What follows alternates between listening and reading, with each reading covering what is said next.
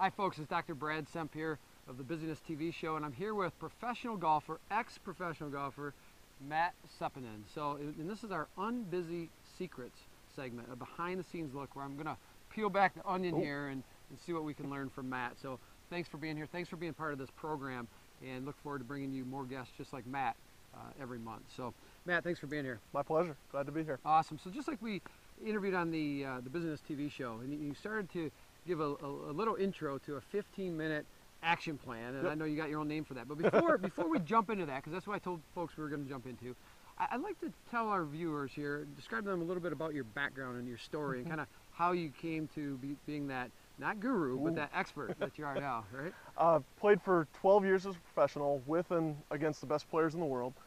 Played in U.S. Opens, PGA Tour events, European Tour, Asian Tour, literally around the world, and was always in that top 99th percentile. Okay. And spent literally the majority of my career, just like most of you guys out there, trying to get better, trying to get to that top 1% of golf where, you know, guys like friends of mine, like Zach Johnson or Charlie Hoffman or Luke Donald, who are winning on Sunday afternoons on the PGA Tour. Yeah. I was always kind of nipping at their heels and trying to get to that level. And for me, it literally took 10 years of grinding and trying different things before I was able to really synthesize down what these great players do. And I got to a point at the end of my career where I was playing at that top 1%. Unfortunately, I had a hip injury which led to career-ending surgery, and so here I am helping other people get better at golf. Yeah, but folks, you should realize 12 years on tour, and then when I say, hey Matt, you want to go out and shoot around this afternoon? He's like, no, I have no interest in doing that. So. No interest. I love the game, love helping other people get better. I did it myself for a long time, and that, you know, that ship has sailed. Yeah, so. No, totally understandable. So the one question that I've heard so many people ask you, and I know people out there are probably like, did you play against Tiger Woods? I did. Played against Tiger, played against Phil, all those guys, and I will have to say I beat Tiger maybe once or twice, but he certainly has a better end. He was better. I'll put it this way: he was better than me when we were 15, and he's better than me when we're 30, and he's better than me now when we're 33, 34. So he's a special talent. Now you played in the U.S. Open. Yep. How many times? Just once. Once in the Played US in one Open? U.S. Okay. Open and a number of PGA Tour events, and Okay. like I said, was really kind of always on the cusp of playing great. And when I really look back on my 10 plus years doing it, I didn't realize how often I was injured and hurt. Yeah. But I think it's really given me a unique perspective that I'm able to help golfers with now, because I did struggle to get to that next level. I know exactly what the people out there are going through, and can really give them exactly what they need to play better. Yeah, and that's why I really wanted to have you on, because not only, number one, I love golf, as you know, and one of my show segments in the Business TV show was the Unbusy Place. In fact, the swing, the beautiful picturesque swing that Matt helped me with is right here, right here. Actually, now, I haven't seen that video, so I don't want to take credit for that until I actually see it. I'm just going to say that right up front. Yeah, but why I wanted to have you on was from the angle, not only of helping people, because that's exactly what you do, and golf is such an important part of many people's lives, but also from the standpoint of busyness. And people are so busy that it's like, how do you, if you don't have time to practice, how do you still maintain a golf game so that when you take a customer or a client out, or you just go out with your friends and you don't want to lose some poker chips, what do you, how do you do this when you don't have time to play and practice? That's a great question, and what I really find is that, because a lot of my clients are business owners, or they're dads or moms, and they've got kids, and they've got so many things going on that they don't have time to practice. And when you really boil it down, is they don't have time to practice and not get better. Everybody can find an hour to do something that they're passionate about if they're getting better and seeing results. And so I really approach things more from a player's aspect, not from the typical teachers who you'll see in Golf Digest or on the Golf Channel and stuff, where they're telling you to do this with your right elbow or this with your left big toe. I just give you simple things that you can do from a player's perspective that will have a direct and positive impact on your score. And things that do not require you to go out and hit balls for 4 hours. Correct. I mean, I've got 2 products that I offer, and one of them, I've partnered with a good friend of mine who's one of the top instructors in the world, and we give people a roadmap for their golf swing. But most of my things, or most of my, help me edit that a little bit. Yeah, no problem. We'll just keep rolling. Most of my expertise and my focus is in helping people actually play the game. The decisions they make from the first tee to the 18th green that give them the chance to to break that scoring barrier that they've always struggled with. Yeah. Hey, I'm going to fumble my words here sooner than later, and we're raw, live, and informative here on Unbusy Secrets. So, you know what?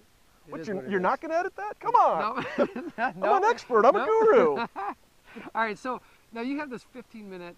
What do you call that again? It's a 15-minute play well plan. All right. And it's actually 30 minutes, but who's counting? All right, so let's dive into that, Yep. because I think that's really what, folks, action units, right? 15 minutes of very focused, dedicated time, no interruptions, getting the results that you seek in only those 15 minutes. That's the concept behind action units that we teach, right? And you have 96 action units in each and every day. So how are you allocating those? How are you designing for action in order to produce the results in all the different pillars of your life, golf being one of them? So that's what I really want to jump in behind the scenes with Matt right now is the 30 minutes. So it's one action unit prior to golf, and actually one once you're on the golf course is what he's talking about here. We'll get into. So I want to start with the first one, and what do you call that? The 15-minute. 15-minute play well plan, which is actually 30 minutes. Awesome. Great. Okay. Well, what I find is guys get away from the office or get away from their family. Hopefully, not many wives are watching this, but guys need to get out of the house and a Saturday morning and they go play golf. Well, the last thing they want to do is play poorly. They come home, they're angry, then their wife's upset because they've just taken all this family time and didn't have any fun doing it. So I talk to a lot of guys, and they don't get there in enough time to hit balls for an hour before they play like a tour pro does, or work on their putting and stretch and all this stuff.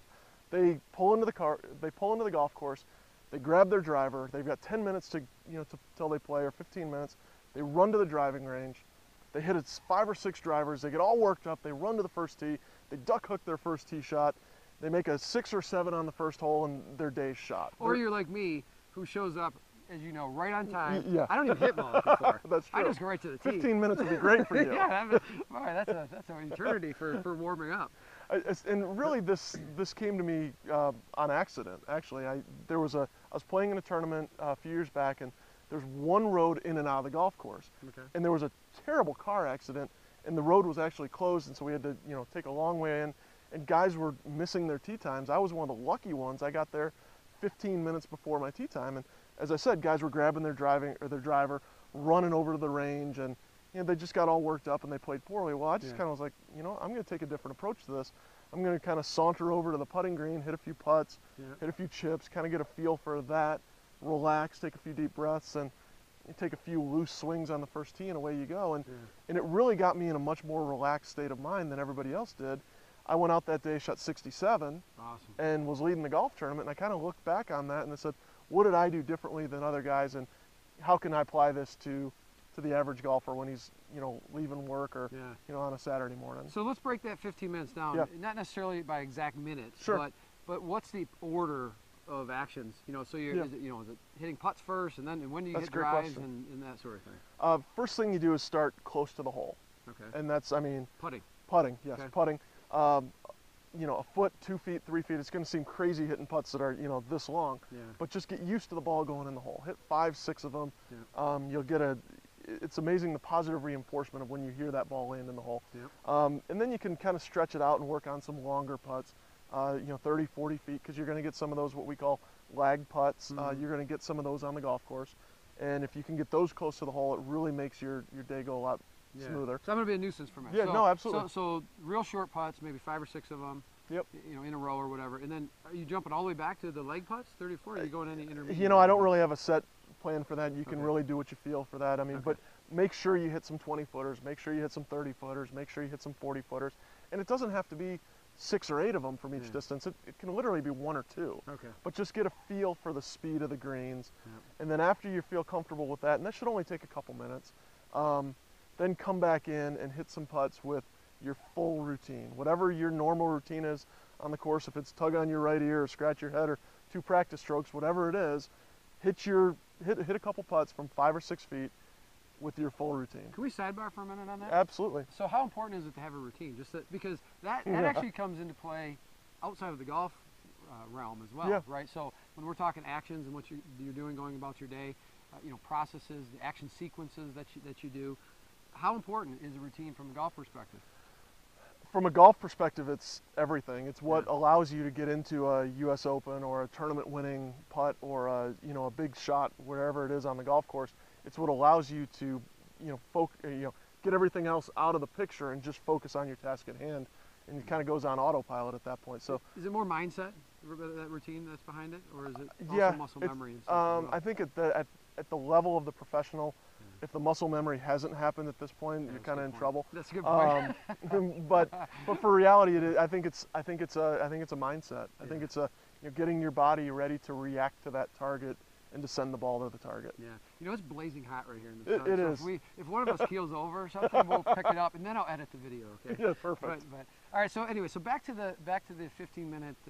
Why can't I remember 15-minute play well plan. Play well plan. Play well plan. Because you haven't seen it on every billboard yet. PWP. 15-minute PWP. I love acronyms. It could also be that it's not that great of a name. It's a little tongue twister, that's all. But PWP. Not for those of us who know English. I'm just going to call it the 15-minute plan, okay? Whatever. So the 15-minute... It's an action unit. 15-minute plan. Yeah, the 15-minute action unit for golf. There we go. So back to the putting. So now we've putted. And we've started close, we've backed up, we've hit some intermediate putts, some leg putts, whatever, in however many, 1 or 2, 5 or 6 from each area, whatever. The goal is to get comfortable on the greens. Okay, good. Because that's where you turn a 5 into a 4, or if you're not comfortable on the greens, you turn a 5 into a 6. Yeah. Now what's next? Then I want you to grab an 8 or a 9 iron, hit a couple, chip and runs. Mm-hmm. Again, you're just getting used to, now you're feeling contact in a really small swing. So just off the edge of the green? Off the edge of the green, on the fringe, wherever it is. Like I said, really small little chip type swings. And then you gradually move into, grabbing your sand wedge or lob wedge and hitting some pitch shots. So now your swing's getting a little bit longer. And again, all you're really getting used to here is just feel for contact. Yeah, but still really just off the edge of the green. Yep. And like I said, this all you can do. You move efficiently, you move quickly. You can get all this done in 5 or 10 minutes. Okay. And what's next? So then you head to the first tee. Okay. Get there a couple minutes early, which is going to seem awkward considering you're running into the parking lot with just 15 minutes to spare. But get there so you've got a couple minutes to just take a couple slow, smooth swings. Maybe grab your toes, stretch a little bit. Do those calisthenics that your 5th grade gym teacher told you to do.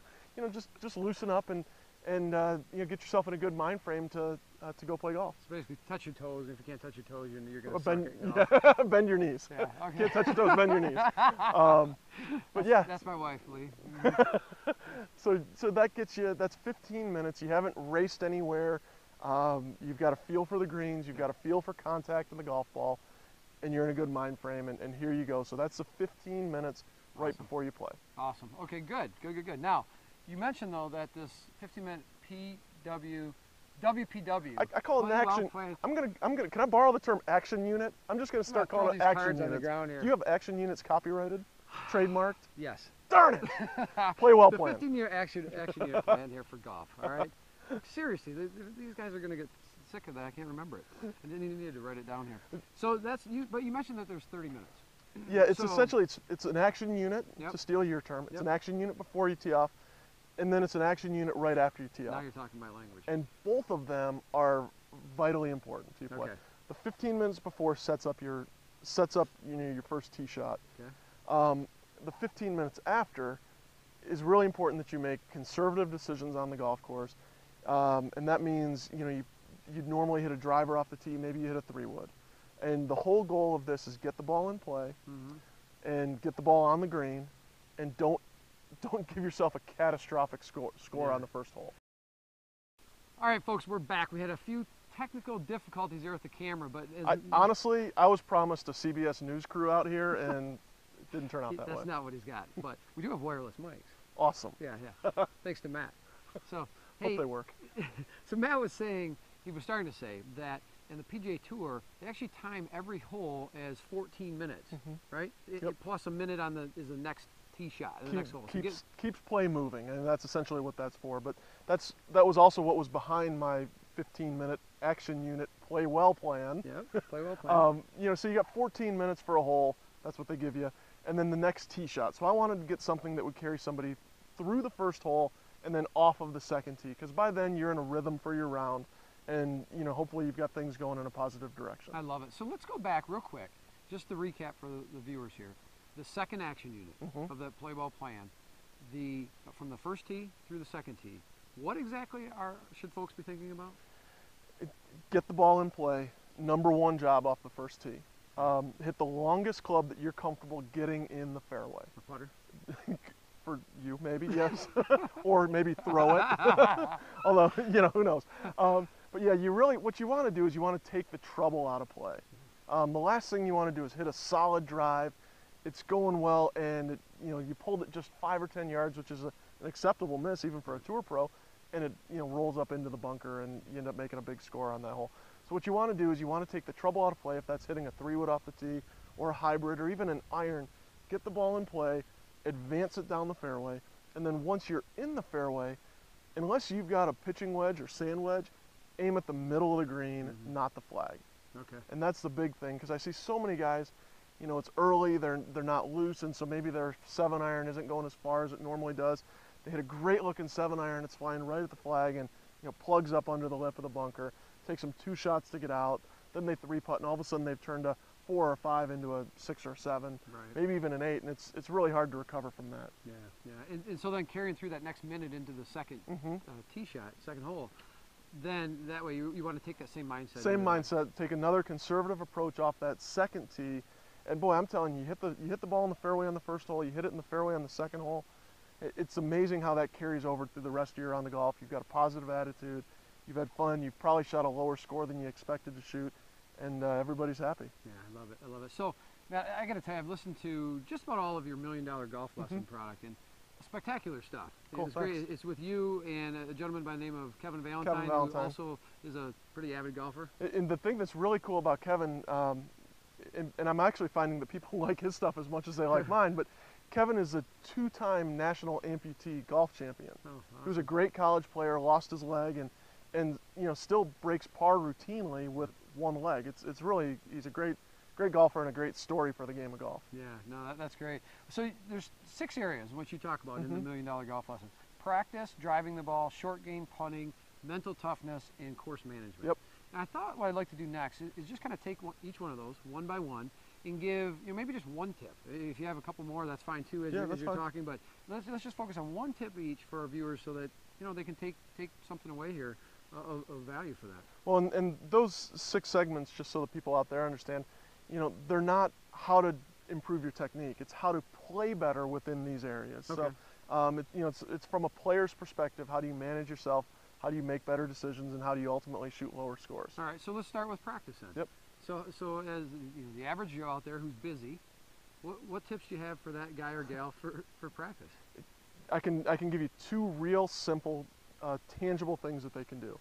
Okay. Number 1 is never hit more than 5 balls in a row with the same club, and within that 5 balls, never aim at the same target twice. Interesting. I love And that's because on the golf course, you never hit, 20 3-woods in a row, or 20 drivers in a row, or 25 irons in a row at the exact same target. That makes a lot of sense, but myself included, I think that most of us get caught up in that where you're doing it's very easy. Yeah, and and when I say never, I mean there's the 5% of your time where you've just taken a lesson and you do need to work on, what your left pinky toe is doing during the swing. So that that's taking that with a little bit of a grain of salt, but for the most part, never more than 5 balls in a row with the same club, and change targets after every shot. And how about this question for you? Mm-hmm. How much time, percentage-wise, so whether you have 15 minutes to practice or an hour to practice, how much time should be focused on putting versus short game versus hitting up their bombing long drives? The higher your handicap, the higher your scores, the more time you need to be spending around the green. Okay, short game and putting. Yeah, and I'm talking 100%, 80, 90%. If you're shooting 90 and above, man, spend all your time working around the green. Which is just, you can draw some amazing parallels from the business world. So, you think about that. Most of us, that's not what we're doing. We're not spending that much time on the putting in the short game. And from a design for action standpoint, if you want to start to produce those results, those are really the actions that you should design to be taking. Yet we don't do that. And we can draw some, the same thing in our business, where it's like we want to produce these results, but many of us are not focusing on the actions that are going to produce those results. Well, it's funny you say that, because I know that when I was getting this business up and running, I was spending 80, 90% of my time on things that were peripheral things, I mean, that didn't produce dollars in the bank. And so I've been flipping that around now and got a good team around me, but I mean, that's a great point and a great parallel between golf and business. Yeah, absolutely. All right, so driving the ball. So what's the tips here for driving the ball so that when we get out on that driving range, right? And we want to show off our muscle. Chicks dig the long ball. Chicks dig the long ball. How do we hit that long ball? Or straight. straight. Best thing, again, it goes into a little bit what we covered in the 15-minute action unit play well plan. Yeah. And that's pick a target, or pick a club that will keep the target. Pick a club that will keep the trouble out of play. You got play well plan right, and then you focus on the following it's my word, first day with my new tongue. I'm working on it. But the other aspect that can really help you hit the ball longer and straighter is pick the smallest possible target that you can. Don't just aim for the house in the distance. Aim for the chimney on the house. Don't just aim for a tree at the corner of the dogleg. Aim for a branch on the tree. I love it. And just narrowing that focus. It's like an archer doesn't aim just for the big circle, they aim for the tiny bullseye in the middle. And that does something subconsciously that just narrows your focus, and it gives your subconscious mind an expectation of, this is exactly where I want to hit it. You'll hit more fairways and you'll hit it longer. I love it. Short game. Yep. Tip for a short game. Wow. Practice it more. Yep. Learn 3 shots. Okay. Learn the higher... Lob? No. Might need a little help with the editing on this one, because I kind of... Okay, I was going to contradict. Let's start back at short game. Short game, perfect. Got it. Right. Okay, so short game. How about a tip for a short game? This one your listeners aren't going to like, because this admittedly takes the fun out of the game. But never hit a flop shot. No matter what you do, don't hit a flop shot. Unless your name is Phil Mickelson or Tiger, don't hit a flop shot. And if you are Phil or Tiger, please give me a testimonial. That would really help my business a lot. But never hit a flop shot. What people do is they take this big long swing trying to hit the hero shot, they chunk it, they come up short in the bunker, they blade it over the green and break Mrs. Jones' window behind the green. It's so much fun to hit, but as an amateur golfer, you're gonna be successful with the flop shot 1 out of 100. Chip it onto the green, chip it to 10 or 15 feet, take your chances with that putt. Don't turn a 5 into an 8 by trying to hit a hero shot. Definitely don't hit the on the hill, back over the head. Nicholson I flop. used to love practicing that shot as a kid, and that's a lot of fun, but there are certain things that only Phil and Tiger can do that the rest of us just can't. Superhuman. All right, putting. How about putting? Tips for putting. Putting, best thing I can tell you out there to improve your putting is work on your lag putting. Get that first putt closer to the hole. You'll eliminate 3 putts. And eliminating 3 putts is the quickest way to lower your score. A quick drill to work on your lag putting and improve it is stand in the middle of a putting green with 2 or 3 golf balls and just putt to spots on the fringe. Try to roll it as close to the fringe as you can. That takes all the emphasis off of trying to make putts, and it just gives you a really good feel for distance control. I love it. And then go from one fringe to the other and different spots to the fringe, but putting to the fringe is the quickest way to improve your touch and feel on the greens. I like how a lot of the tips are real subtle tweaks to shift your mindset. Whether it's aiming for a specific target and taking the hole out of the equation. I never really thought about those before. I really try to approach it from a player's perspective and not from a teaching pro's perspective. Yeah, no, that's great. So 2 more. Mental toughness. What does that mean to our folks here? Mental toughness is getting yourself to perform well on the golf course, or to your capabilities on the golf course, every time you play. Okay. That's kind of how I boil it down, and really what I would do for that is I would give myself a little bit of pressure when I practiced. I would put a $20 bill in the bottom of the hole on the putting green. If my wife's listening, maybe a $1 bill, but certainly never a 50, hon. I never did it with a 50. But anyway, put a $20 bill in the hole, and whatever your goal is, if it's to make 10 3-footers in a row, or I used to do it with 100 3-footers in a row, and if I didn't make those, I couldn't take that $20 bill home with me. Ooh, so there were 1 or 2 times when somebody came up behind me and had look at that. I'm gonna start following you around. Oh, but you don't golf anymore. I don't golf anymore, and most of the time I wouldn't leave until I made them. So, but what it really did was it got you a little feel for getting your juices flowing for a little bit of practice. So here's another one for mental toughness. I don't know if this falls into it, but let me just kind of throw it out there. I talk a lot in the business platform about how you react to situations. So I know growing up, I've golfed since I was about 5, and golfing in high school and such, that there are times where my reaction to maybe something that wasn't going so well, where I get angry, I get frustrated. I was known at times to throw a few clubs. I just, now there's a point in my life where all that just kind of erased and dissolved, and I stay an even keel now, Yeah. pretty much whatever. And I think that helps. Yeah. But I mean, is that part of the mental toughness side of it? Or? You know, I think you're a pretty mellow guy. I mean, Yeah. you're going 100 different directions, but at the core, you're pretty mellow. Yeah. And I think certain people handle it differently, and I think that what you see modeled on TV, you know, when I was growing up, it was Curtis Strange or Lanny Wadkins were some of the names of guys that they'd have these fiery tempers, and so you think you've got to act that way. And Yeah. you know, for the kids out there now, I mean, it's Tiger Woods who's routinely slamming clubs Yeah, and right. swearing and stuff. So I think you kind of almost get it in your mindset that, oh, I have to act that way or I don't care. Yeah. But the reality of it is there's guys like Ernie Els and, you know, who are pretty laid back, and you know, they just go with their own personality, and that's what most golfers out there should do. Yeah, great answer to that. So the last area here in the $1 Million Golf Lessons, course management. What does course management even mean? I know we've talked a little bit about it, but Yep. for our viewers, what does it mean? People put so much emphasis on scoring barriers, and oh, I've never broke 90, and I've got this putt to break 90, or whether that number's 100 or 75 or 80 or 110, it doesn't matter.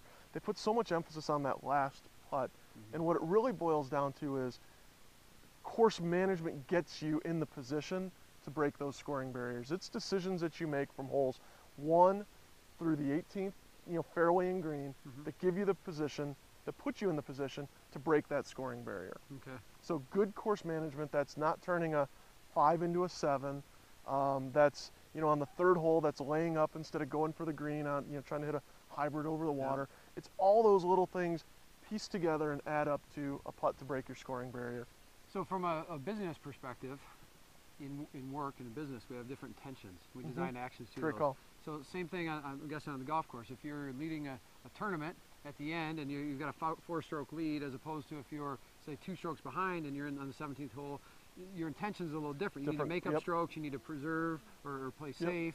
Is that all part of the course management decision? All part of it. Not really sure where you're going with this one.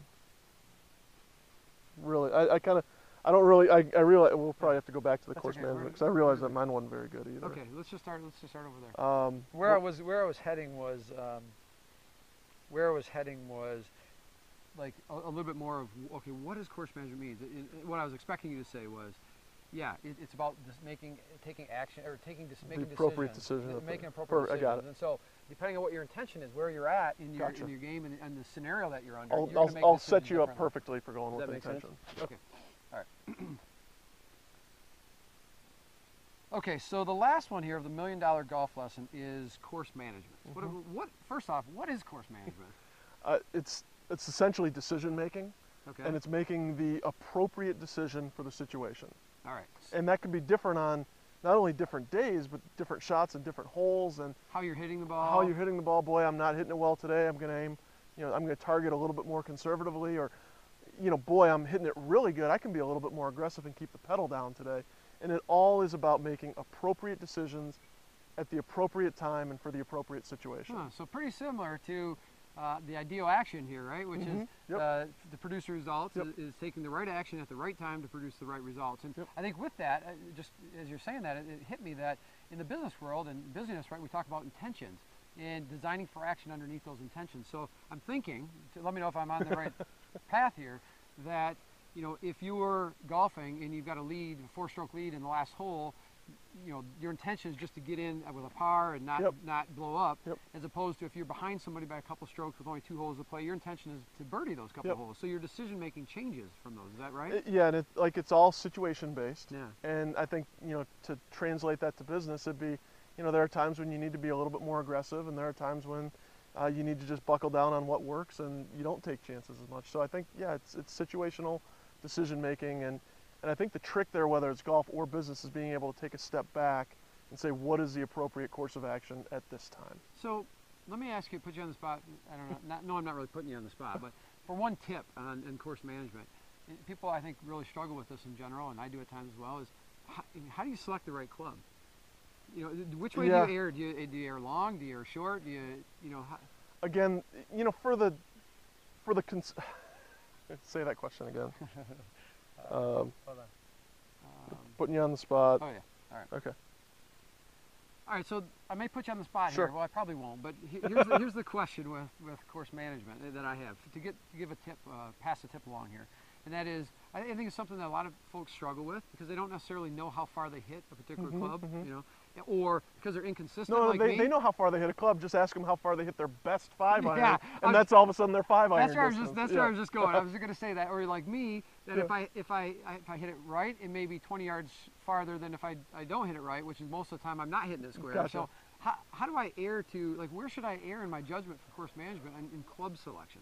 I think you choose the longer club, Okay. knowing that you're probably not going to hit the perfect shot. Yep. And the one time that you do flush that 8-iron and actually hit it the 150 yards that you think you hit it, Yeah. and if it goes into the back bunker or just over the green, just kind of laugh it off and don't take it too seriously. And don't, the next time you get an 8-iron, say, hey, the last time I hit right. that completely solid, I'm going to do it again. Look at the 99% of 8-irons that you hit, not the 1% of 8-irons that you hit. So that really would guide your decision making. Awesome. Yeah. Well, Matt, this has been great stuff here. Fun. Yeah, absolutely. And so I really want to tell folks where they can get more information, because I mean, we just touch the tip of scratch the surface, touch the tip of the iceberg, whatever cliche we want to use here about the million dollar golf lesson. And I know you have something else called Platinum X? Platinum Golf X. Yeah, Platinum Golf X. So we've got, I looked at things and I said, where are golfers really missing the boat? Okay. You know, these guys love the game, but they're not getting better. And the USGA, and we're all busy. We're all busy. The USGA tells us we're not getting better. Yep. It's a multi-billion-dollar industry that's all geared to helping people get better, but people aren't. Yep. So where are they missing the boat? And so we looked at how can a busy guy get better at golf? And we gave him 2 paths to go down. Number one is this $1 million golf lesson. It's for more the casual golf fan, where I share stories and a lot of good insight that will help them get better from a player's perspective. And then the other aspect we took was with Platinum Golf X, where this is our elite coaching club, and I've teamed with a guy named Aaron Fagan, who was David Ledbetter's top producer. Yep. And for your listeners out there who don't know who David Ledbetter is, he's the top instructor in the game, and Aaron was David's top guy for a number of years. And we put together a program where over the internet we can personally coach you to get better. Awesome. So it's what we found is it really cuts down on the waste. Yep. It allows people to be more efficient. And this goes for both of these programs, $1 million golf lesson and Platinum Golf X.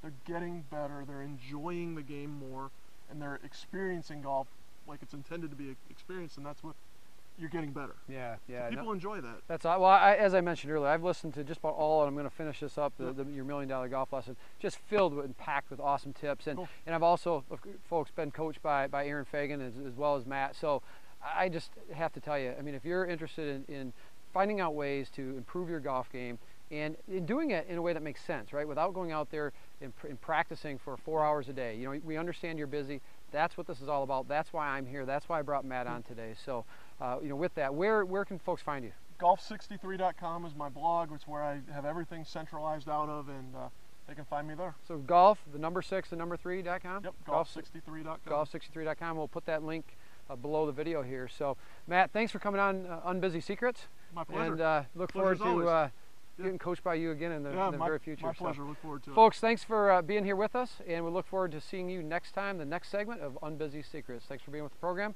We'll talk to you very soon. I'm Dr. Brad Semp. Take care. Bye-bye.